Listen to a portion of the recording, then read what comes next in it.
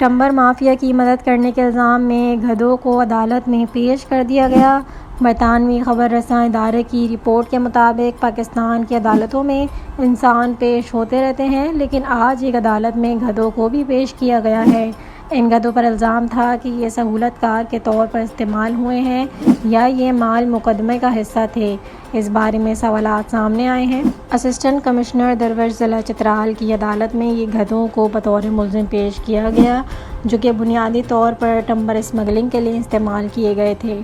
خیال رہے کہ چترال اور دیگر شمالی علاقوں میں ٹمبر کی اسمگلنگ کی اطلاعات موصول ہوتی رہتی ہیں اور حکومت کوشش کرتی ہے کہ اسمگلنگ کو روکا جا سکے، لیکن ٹمبر کے جنگلات تیزی سے ختم ہوتے جا رہے ہیں۔ اسسٹنٹ کمشنر درویش توصیف اللہ کی عدالت میں 5 گدھے پیش کیے گئے۔ ان گدھوں پر یہ الزام تھا کہ یہ چترال کے علاقے درویش میں ٹمبر کی اسمگلنگ میں ملوث تھے۔ اسسٹنٹ کمشنر نے ان 5 گدھوں کو ٹمبر اسمگلنگ کیس میں مال مقدمے کے طور پر طلب کیا تھا اور اطمینان کے بعد گدھے اور ٹمبر کے سلیپر محکمہ جنگلات کے حکام کے حوالے کر دیا۔ اے سی چترال نے بتایا کہ یہ گدھے آج مجسٹریٹ کی عدالت میں اس لیے پیش کیے گئے تاکہ اطمینان کیا جا سکے کہ گدھے بحفاظت موجود ہیں اور یہ کہ انہیں کسی اور کے حوالے نہیں کیا گیا اور یہ کہ کہیں وہ دوبارہ اسمگلنگ میں استعمال نہیں ہو رہے۔